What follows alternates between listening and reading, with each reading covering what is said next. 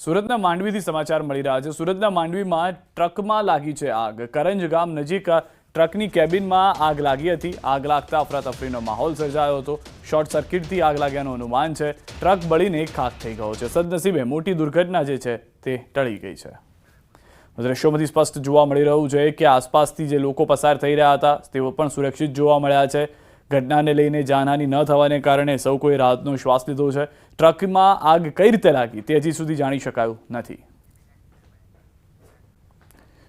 જૂનાગઢના કેશોદમાં યુવાનનું વીજ શોકથી મોત થયું છે। મંગલપુર ગામના યુવાનનું મોત થયું છે। અંડરબ્રિજમાં પાણી કાઢતી વખતે બની છે ઘટના।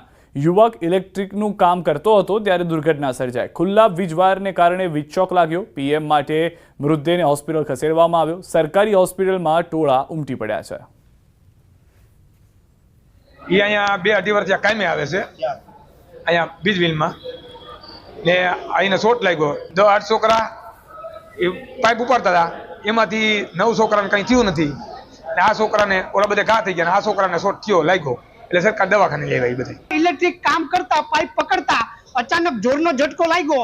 એના ભેગા બીજા જે 2 દીકરા હતા એ બચી ગયા છે। એમાં એ લોકોને શોટ ફૂટી ગયો છે, પણ આ દીકરો મૃત્યુ પામ્યો છે। કોન્ટ્રાક્ટરને, સરકારને, નગરપાલિકાને નમ્ર વિનંતી છે કે આ જે છોકરો ઓફ થયો છે, મૃત્યુ પામ્યો છે, એના માતા પિતાને યોગ્ય વળતર આપવામાં આવે।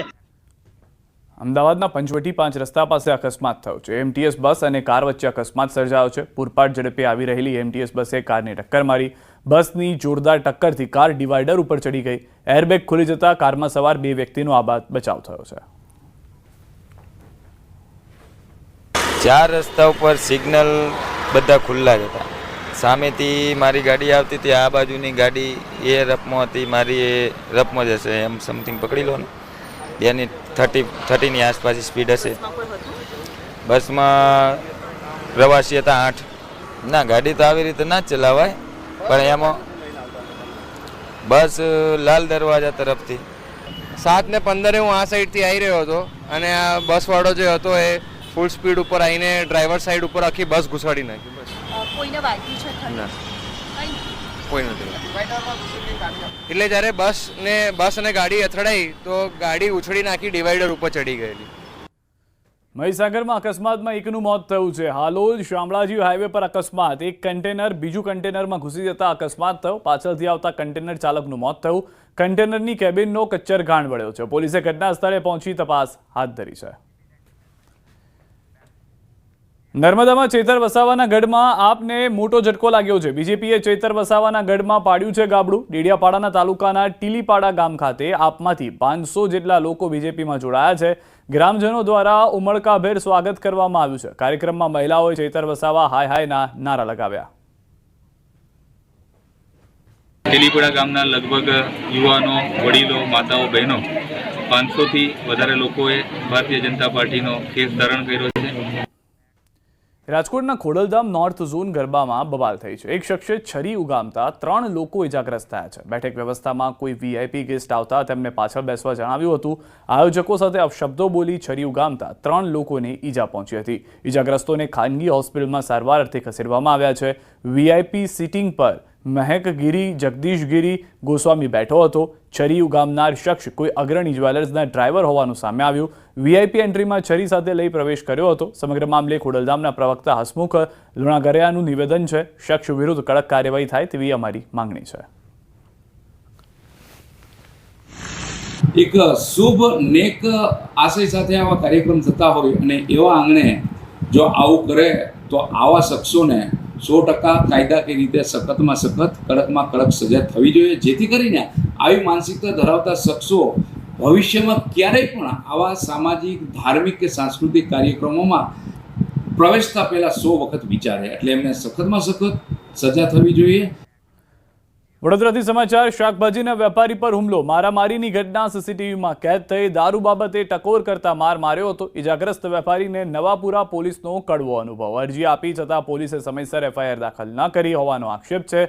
મારામારીના સીસીટીવી વાયરલ થયા બાદ પોલીસ સફાળી જાગી હતી। પોલીસે બંને પક્ષે ફરિયાદ દાખલ કરી તમામ આરોપીઓની ધરપકડ કરી લેવામાં આવી છે।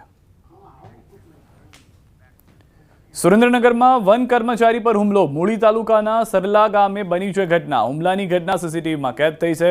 વનકર્મી મોટરસાયકલ પર બજારમાં પસાર થતા હતા ત્યારે 3 કારમાં આવેલા હુમલાખોરોએ કર્યો છે હુમલો થતાં વનકર્મી મોટરસાયકલ મૂકી ભાગી ગયા. હુમલાખોરોએ વનકર્મી પાછળ દોડીને હુમલો કર્યો. હુમલાખોરો ખનીજ માફિયાઓ હોવાની શક્યતા. વન કર્મચારીએ કુલ 15 વ્યક્તિઓ સામે મૂળી પોલીસ મથકે ફરિયાદ નોંધાવી છે. જૂનાગઢમાં બેકાબુ કાર ચાલકનો આતંક. પોલીસે કાર રોકતા કાર ચાલક ભાગ્યો હતો. કાર ચાલકે અનેક વાહનો અડફેટે લીધા હતા. MG રોડ આઝાદ ચોક પાસે 2 રિક્ષા અને કાર સહિત 5 જેટલા વાહનોને લીધા અડફેટે. ટ્રાફિક પોલીસે કાર ચાલકનો પીછો કરી ઝડપી પાડ્યો. તો દ્રશ્યોમાં પણ જોવા મળી રહ્યું છે કે નુકસાન ભારે થયું છે. હાલમાં જે જાણકારી છે તે અનેક વાહનોને અડફેટે લેનાર કાર ચાલક જે છે તે પોતાનો કાબુ ગુમાવી ચૂક્યો હતો. વધુ તપાસ જે છે તે પોલીસ કરી રહી છે. રાજકોટથી સમાચાર. રખડતા શ્વાનનો આતંક. શ્વાનનો હુમલો કરતા બાળકીનું મૃત્યુ થયાના સમાચાર છે. રાજકોટના શાપર વેરાવળમાં શ્વાને વધુ એક માસૂમ બાળકીને બચકા ભરતા મોત થયું છે. 5 દિવસ પહેલા હજુ બાળકી સંબંધીના ઘરે આવી હતી. શ્રમિક પરિવારની બાળકી ઘરની બહાર રમતી હતી ત્યારે અચાનક શ્વાન આવી ગળાના ભાગે બચકા ભર્યા હતા.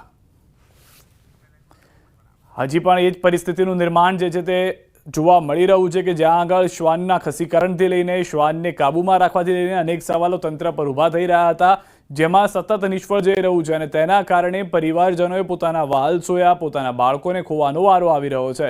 રાજકોટની આ ઘટના પહેલી ઘટના નથી. આ પહેલા પણ આવું થઈ ચૂક્યું છે. અમદાવાદ શોપિંગ ફેસ્ટિવલ 2025-26ની તડામાર તૈયારીઓ કરવામાં આવી રહી છે. રાજ્ય સરકાર અને અમદાવાદ મ્યુનિસિપલ કોર્પોરેશનના સહયોગથી हालમાં हवामान विभाग तरफથી आगाही કરવામાં આવી રહી છે. दोनों रीजन में ही आज हैवी रेनफॉल वार्निंग दिया गया है. गुजरात रीजन में कोई हैवी रेनफॉल नहीं है. सौराष्ट्र कच्छ में हैवी रेनफॉल वार्निंग दिया गया है. इसमें जो डिस्ट्रिक्ट आ रहा है पोरबंदर, जूनागढ़, द्वारका, गिर सोमनाथ, दीव और कच्छ के लिए दिया गया है. आइसोलेटेड प्लेसेस में इस डिस्ट्रिक्ट में हैवी रेनफॉल होने का संभावनाएं हैं. येलो वार्निंग के साथ दिया गया है.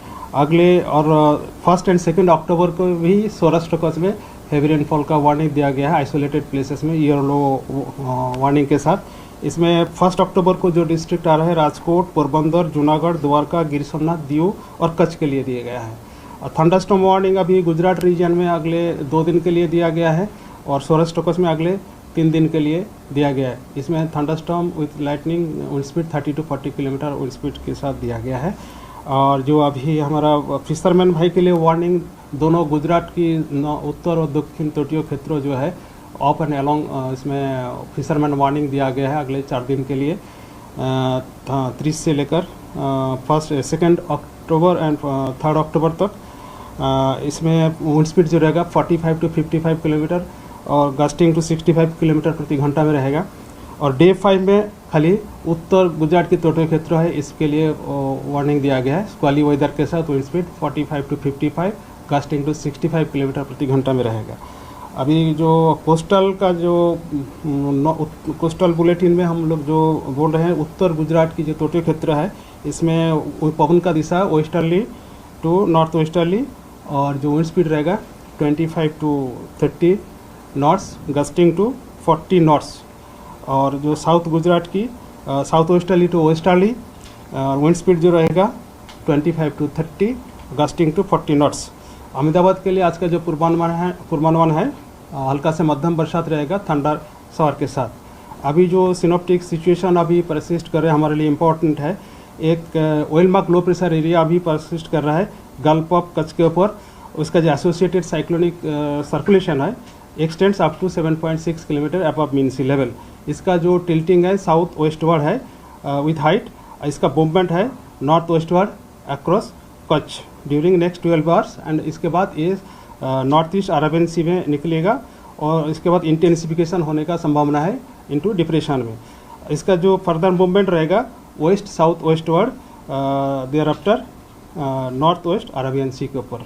2 ट्राफ लाइन पास कर रहा है. ये जो वेलमार्क लो प्रेशर है इसके 2 ट्राफ लाइन पास कर रहा है. હાલ રોકાઈશું એક વિરામ માટે.